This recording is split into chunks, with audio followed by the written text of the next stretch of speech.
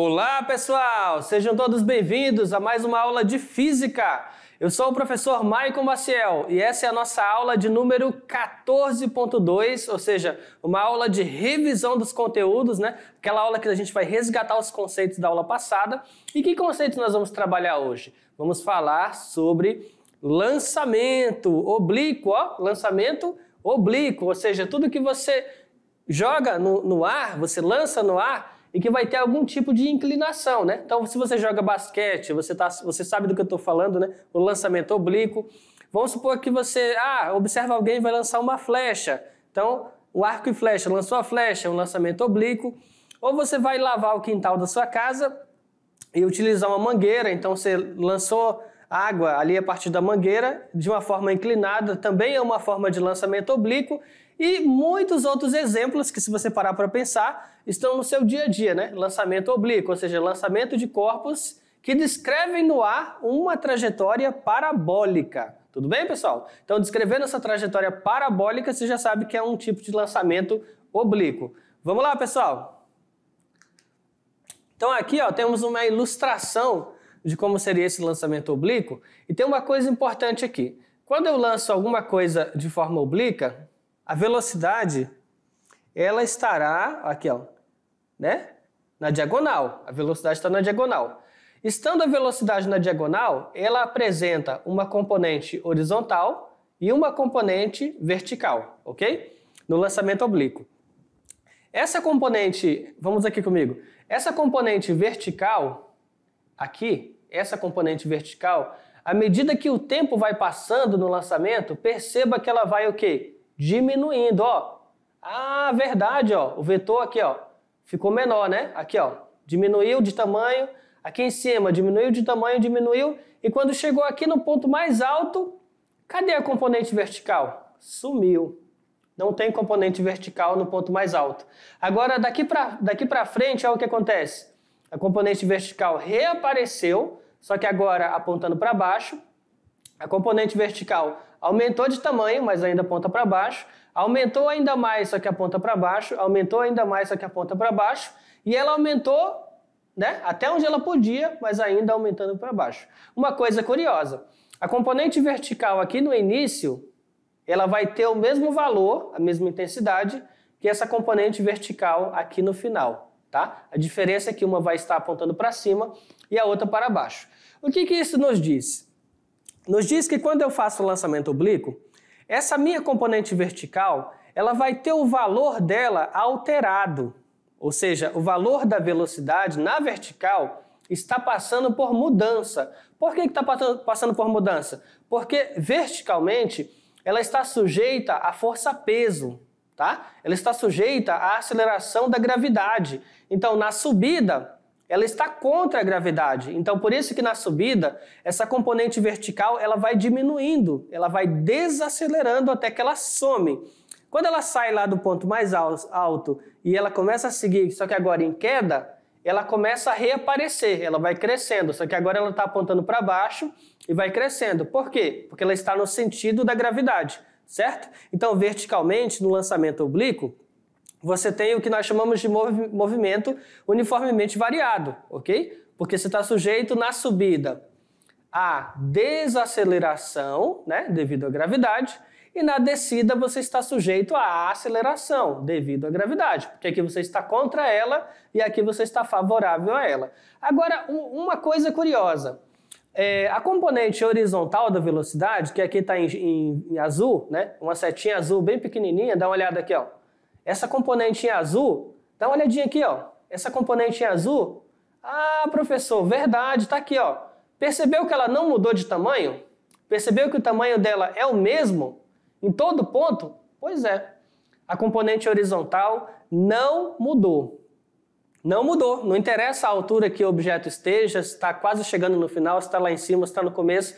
A componente horizontal da velocidade será o mesmo, porque se trata de um movimento uniforme, tá? Horizontalmente é um movimento uniforme, verticalmente é um movimento que vai mudar a velocidade, mas horizontalmente não.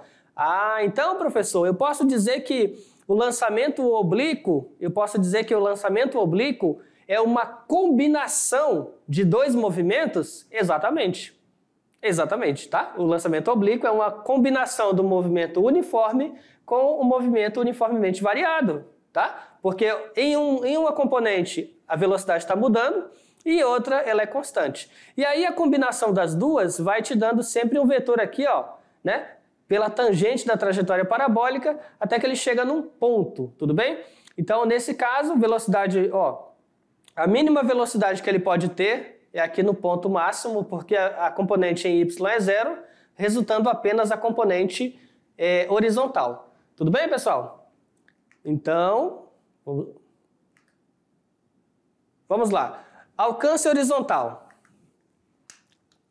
Nesse caso, a posição final será igual à posição inicial, mais a componente em x da velocidade vezes o tempo. Componentes da velocidade. A velocidade ela pode ser obtida em x, né? Multiplicando a velocidade inicial pelo cosseno do ângulo, e a velocidade em y pode ser obtida multiplicando a sua componente, o valor da velocidade inicial, pelo seno do ângulo. Posso ter funções horárias da velocidade, tá? E essas funções horárias vão ser o quê? Velocidade em y final, velocidade em y inicial, menos a gravidade vezes o tempo.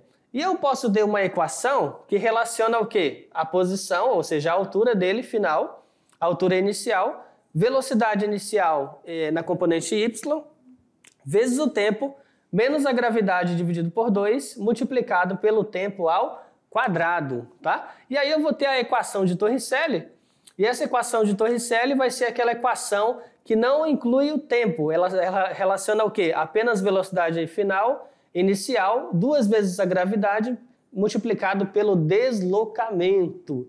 Tudo bem, pessoal? Agora, olha só, eu vou dar um tempinho, tá? Para você fazer as questões, fazer o exercício, e daqui a pouquinho a gente volta.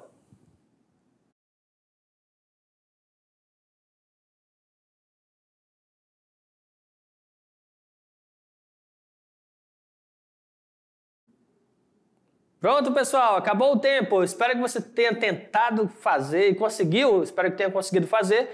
E agora nós vamos corrigir as questões aí no passo a passo para verificar. Vamos lá, primeira questão. Questão 1. Um projétil é lançado...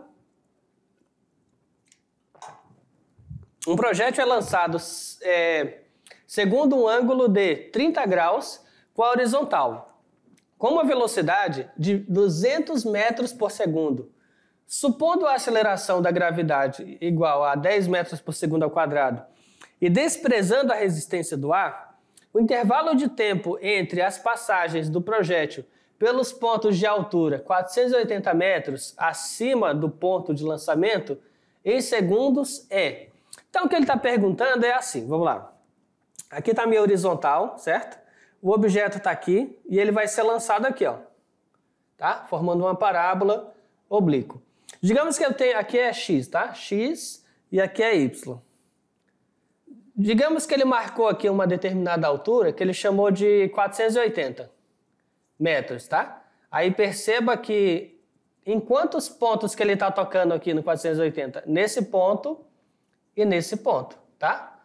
Então, o que ele quer saber é em que momento que ela passou pela posição 480 na subida e em que momento que ele passou pela posição 480 na descida, ok? Por isso que ele está perguntando o tempo entre as passagens do projétil, né, nos pontos de altura 480, tá? Então vamos lá. Para resolver essa questão, nós vamos pegar aqui, né, a altura final, a altura inicial, menos velocidade em y inicial, multiplicado pelo tempo, menos a gravidade, dividido por 2, multiplicado pelo tempo ao quadrado. Vou passar essa altura inicial para o lado esquerdo, para ter um ΔY, e aqui vou escrever V0YT menos, ó, gravidade igual a 10, dividido por 2, tempo ao quadrado. Onde está o V0Y? Eu tenho que lembrar que é V0 multiplicando pelo seno, tá? V0 é quem? 200. O seno, ó, de quanto? 30 graus. Então, seno de 30 graus é 0,5. 200 vezes 0,5 vai te dar 100 metros por segundo. Essa vai ser a nossa velocidade V0Y. Então, substituindo, 480 igual a 100, né, vezes t, menos 10 dividido por 2, t quadrado. E aí eu posso reescrever agora a equação, né? Dividiu aqui, ó, 5t² menos 100t mais 480 igual a 0. Ou seja, nós pegamos e dividimos o 10 por 2 e passamos esse resultado aqui todo para o lado esquerdo da equação, trocando o sinal, tá? Por isso que aqui está 5 positivo e aqui estava 100 positivo, passou para o outro lado da equação, ficou menos 100t. Toda essa equação, perceba que 5, 100 e 480 são múltiplos de 5. Então, para simplificar a equação, eu posso dividir toda ela por 5, tá? Então, olha só, 5 dividido para 5 deu 1, 100 dividido para 5 deu 20 e 480 para 5, 96. Então, eu vou ter aqui a equação, só que de uma forma mais simplificada. Então, agora, para resolver a equação, eu vou fazer o delta da equação, né? b² menos 4ac. O b vai ser quanto? Aqui, 20² menos 4 vezes 1 vezes o c, 96. O b menos 20 aqui, tá? Ao quadrado. Menos 20 ao quadrado vai dar o quê? 400. 4 vezes 1 vezes 96, 384. 400 menos 384 vai dar quanto? 16. Esse é o nosso delta, o discriminante. Agora, utilizando o Bhaskara aqui, né? Menos b, mais ou menos raiz de delta sobre 2a. Menos, aí menos o valor de b, ó, menos b, mais ou menos raiz de 16 sobre 2 vezes 1. Menos com menos ficou mais, então deu 20. Raiz quadrada de 16 deu 4, né? E aqui embaixo 2 vezes 1 dá 2. Então eu vou ter o t', tá? Ó, t', significa que é o quê? 20 mais 4 dividido por 2. Então eu vou ter 24 dividido para 2, que dá 12. Ter duas linhas, eu vou pegar essa expressão aqui, só que agora eu vou usar o menos. Então, 20 menos 4 deu 16. 16 dividido para 2 dá 8 segundos. Ok? Então, a resposta, 8 segundos e 12 segundos. Significa que na subida, ele chegou naquela posição, naquela altura, em 8 segundos, e na descida, no instante, 12 segundos. Questão 2. Uma pedra é lançada do solo com velocidade de 36 km por hora, fazendo um ângulo de 45 graus com a horizontal. Considerando a gravidade 10 metros por segundo ao quadrado e desprezando a resistência do ar, analise as afirmações abaixo, né? Considere que o seno de 45 é igual ao cosseno de 45, que é igual a raiz de 2 sobre 2. Então ele faz algumas afirmações aí, né? A primeira delas, a pedra atinge a altura máxima de 2,5 metros. A segunda afirmação, a pedra retorna ao solo ao percorrer a distância de 10 metros na horizontal. E a terceira afirmação, no ponto mais alto da trajetória, a componente horizontal da velocidade é nula. Vamos analisar. Vamos lá, a primeira afirmação, a pedra atinge a altura máxima de 2,5 metros. Então, para analisar, inicialmente eu vou pegar a velocidade que está em km por hora e vou dividir por 3,6, né? Aí deu quanto? Deu 10 metros por segundo. Agora, na altura máxima, a componente VY é 0. Então, eu vou pegar a equação de Torricelli, né? E onde está o VY aqui final? 0 ao quadrado. V0y ao quadrado menos 2 vezes 10 vezes a altura máxima. Tá? Como o V0y vai ser o meu V0 multiplicado pelo seno do ângulo, V0 é quanto? É 10. Aqui. V0 é quanto? 10. Então, 10 vezes seno de 45. 10 vezes raiz de 2 sobre 2. 10 dividido para 2 dá 5. Então, você vai ter 5 raiz de 2, que vai ser o seu V0y. Como está ao quadrado, né? Então, você vai ter 0 ao quadrado dá 0. 25 ao quadrado, perdão, 5 ao quadrado dá 25. E aqui eu vou ter raiz de 2 ao quadrado. Tudo isso menos 20 vezes a sua altura máxima. Aqui eu vou ter que 25 vezes 2, porque 2, raiz quadrada de 2 elevado ao quadrado, né? Dá quanto? Dá 2. Então você vai ter 25 vezes 2, que dá 50. E nesse caso, 50 aqui, ó, dividido para 20, vai nos fornecer que a altura máxima é 2,5 metros. Então, olha o que ele falou. A pedra atinge a altura máxima de 2,5 metros. Opa, tá correto, tá? Certinho. Segunda afirmação, a pedra retorna ao solo ao percorrer a distância de 10 metros na horizontal. Vamos analisar. O alcance horizontal vai ser obtido por essa equação. Posição final em x posição inicial mais velocidade em x vezes tempo. Nesse caso, a minha posição inicial eu posso considerar como origem, então vai ser apenas Vx vezes tempo. O meu Vx, decompondo o vetor velocidade, vai ser o vetor velocidade em módulo, multiplicado pelo cosseno do ângulo. Como a velocidade é 10, né? Cosseno de 45, eu vou ter 10 raiz de 2 sobre 2. Dividindo 10 por 2, vou ter 5 raiz de 2. Reescrevendo a expressão aqui, em Vy, eu vou ter Vy igual a velocidade inicial em y menos gravidade vezes tempo. Velocidade final em y é 0. Velocidade inicial 5 raiz de 2 menos 10 vezes tempo. Com essa expressão, eu consigo obter o quê? O meu tempo, ó, raiz de 2 sobre 2 segundos. Esse é o tempo. E agora, multiplicando esse tempo de subida por 2, tá? Por que multiplicando por 2? Porque esse é o tempo de subida. O tempo que a gente está interessado no alcance horizontal é o tempo total, ou seja, é o dobro do tempo de subida. Vamos voltar aqui, o dobro do tempo de subida, tá? Então, o tempo aqui, raiz de 2 segundos. Então, a sua velocidade em x, 5 raiz de 2 multiplicado pelo tempo, raiz de 2. Raiz de 2 vezes raiz de 2 dá 2, e vamos ter que 5 vezes 2 é 10. E isso bate com a afirmação, ó, alcance horizontal, 10 metros. Então, ela é verdadeira. E a terceira afirmação? No ponto mais alto da trajetória, a componente horizontal da velocidade é nula. Então, essa aqui é falsa, né? Porque no ponto mais alto da trajetória, o que é nulo é a velocidade em y, né? Em x não. Então, em cada instante, a velocidade vetorial, ó, do objeto é tangente à trajetória. Possui a combinação entre componentes horizontal e vertical, mas somente a componente vertical é nula, tá? No ponto mais alto. Então, a terceira é falsa. Ok, pessoal? Então, o que nos dá, letra B, apenas 1 e 2 são verdadeiras. Vamos lá, pessoal, questão Enem, se liga no Enem. Vamos à nossa questão 3 do Enem 2021. A figura foi extraída de um antigo jogo para computadores, chamada Bang Bang. No jogo, 2 competidores controlam os canhões A e B, tá? Então, cadê? Canhão A, canhão B. Então, os canhões A e B. Disparando balas alternadamente com o objetivo de atingir o canhão do adversário.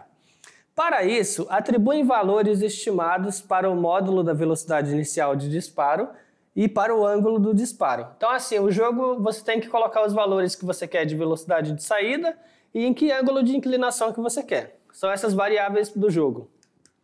Em determinado momento de uma partida, o competidor B deve disparar. Ele sabe que a bala disparada anteriormente, com a inclinação de 53 graus, passou tangenciando o ponto P. Ou seja, em outras palavras, ele descobriu que no ângulo de 53 graus isso aqui passou, conseguiu atravessar. Certo? Passou tangenciando, então ele conseguiu atravessar. Passou tangenciando o ponto P. No jogo, o módulo da gravidade é aproximadamente igual a 10 metros por segundo ao quadrado, considerando que o seno de 53 graus é 0,8 e que o cosseno de 53 graus é 0,6 e desprezível a ação de forças dissipativas. Com base nas distâncias dadas e mantendo o último ângulo de disparo, qual deve ser aproximadamente o menor valor da velocidade que permitiria ao disparo efetuado pelo canhão B atingir o canhão A? Então vamos analisar. Vamos considerar o lançamento de um projétil em B e um ângulo θ com horizontal, com módulo da velocidade inicial V0. Isto é, módulo da velocidade inicial V0x na horizontal e V0y na vertical, tá? Então ele pega aqui, ó, esse é o componente V0, ele decompôs em y e decompôs em x, tá? E ele está falando que a altura de B está sendo tratada como altura 0, ou seja, a altura inicial. Então, na vertical, nós temos que a altura, né, do outro canhão está a 35 metros e a gravidade vai ser 10 metros por segundo ao quadrado. Substituindo aqui na altura final 35, a altura inicial 0, V0y, T menos 10 dividido por 2, tempo quadrado. tá? Como o V0y é V0 vezes o seno do ângulo, eu vou substituir aqui, ó, V0 vezes seno de 53 graus, que vai me obter 0,8 V0. Vou substituir, tá? Na expressão, ó, 35, no lugar do V0, 0,8 V0, T menos 5T². Na horizontal, ele vai ter o quê? 120 metros de distância. Aí vai ter Vx multiplicado pelo tempo. O Vx vai ser quem? Vai ser V0 multiplicado pelo cosseno. Cosseno de quanto? 53 graus. Cosseno de 53 graus, ele deu na questão, que é 0,6. Então, ficou 0,6 V0. Substituindo na expressão, ficou 120 igual 0,6 V0 multiplicado pelo tempo. Se eu for passar o 0,6 para o outro lado, aqui da equação, dividindo, fica 120 dividido para 0,6, né? E aí vamos obter 200. Agora, substituindo as expressões, né? Eu tive essa expressão 1 e expressão 2. Perceba que aqui eu tenho V0t e aqui também eu tenho V0t. Então, eu posso substituir a segunda expressão na primeira expressão. E aí eu vou obter 35 igual a 0,8, que multiplica por 200 menos 5T².